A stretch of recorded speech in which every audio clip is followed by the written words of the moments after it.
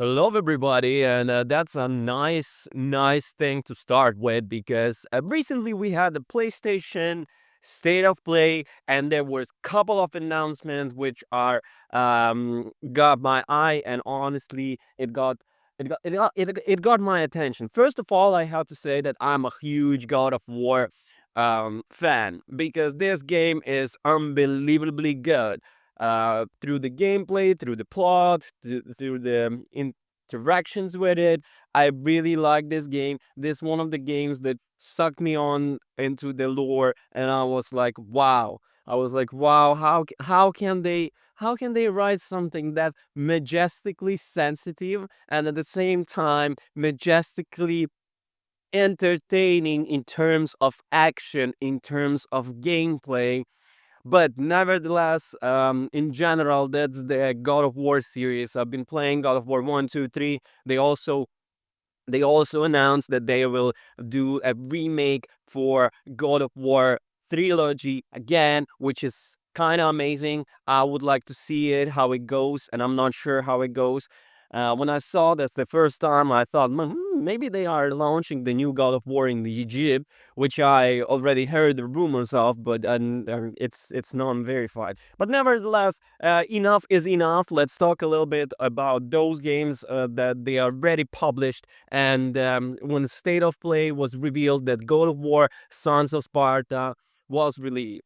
Well, honestly, I thought that it's not gonna be like a major game, so it wouldn't be a huge surprise for me when I saw it. It's a 2D adventure. And well, it was on the last Friday, and we received the announcement that God of War Sons of Sparta already released, and you can download it from your PlayStation store, which was, not gonna lie, amazing. And I like this format, the new format with the PlayStation State of Play that you announce and you get it to it. So again, this story is started about the Kratos, and this isn't the first game and the first time when the Kratos ventured into the 2D adventure. Well. Many remember mobile game God of War Betrayal, which received positive reviews in 2007.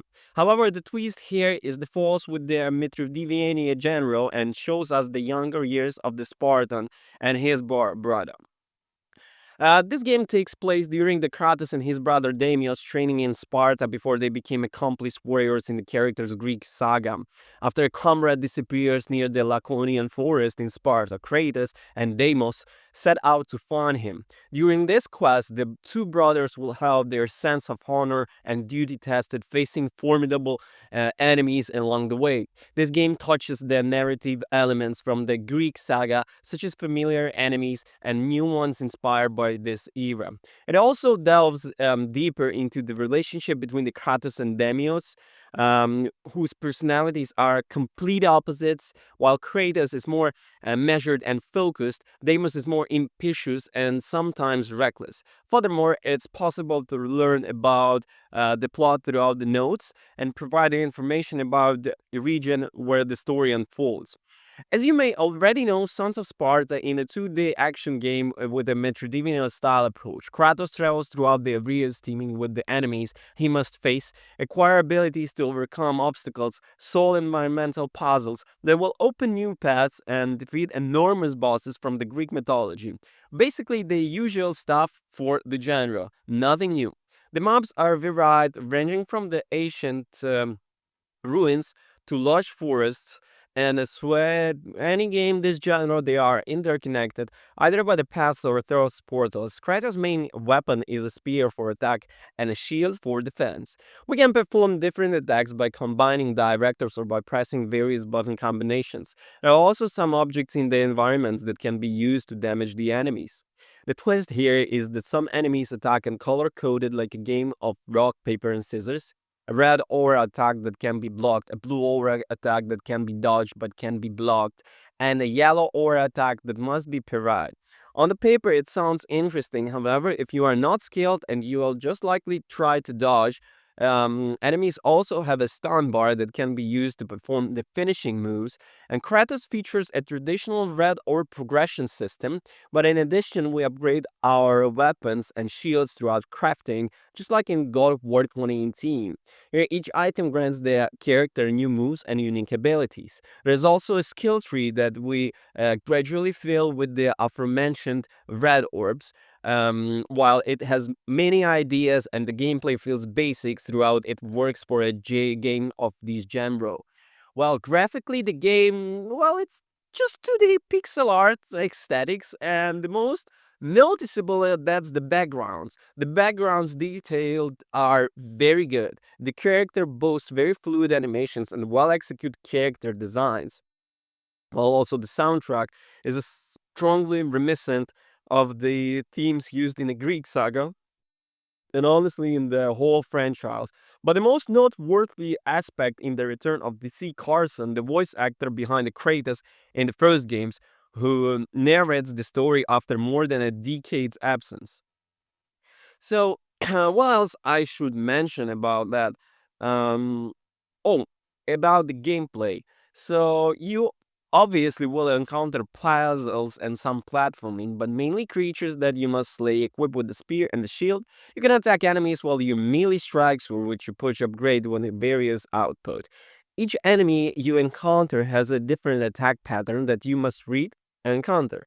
Surprisingly, many of these are identical to their counterparts in the games in the franchise. This helps to add familiarity with battles, further anchoring the notion of playing as the young Kratos. Defensive maneuvers are equally important, requiring you to dodge throughout the attacks, block flurries, and parry strikes. The latter of these feels great to execute, slowing down the action and opening a window for a devastating counter. Combining these elements will build you in the stun meter, which leads to kill animation, rewarding you with a cool plenty of points. Historically, you have delivered the brutal final blows. However, they are feel lackluster, missing the brutality cinemas with the series. And in general, what I would say, it's a prequel that offers a unique twist of Kratos' action form by combining 2D gameplay with the Metroidvania genre. It blends its mythological essence with a simple yet effective gameplay and entertaining. On the audiovisual front, it boasts detailed pixel art, fluid animations, and backgrounds that tell you a story. Meanwhile, the soundtrack successfully evokes the epic tone of the original trilogy. That return of T.C. Carson as narrator adds a nostalgic weight that resonates directly with the fans of the classic era. The title delivers a solid and accessible experience. And what else? Okay, let's talk about what I didn't like. It's very conventional, and finishers are like they could be they could make it better. They could make it better, right? Yeah. So, nevertheless, subscribe for my channel. Follow me on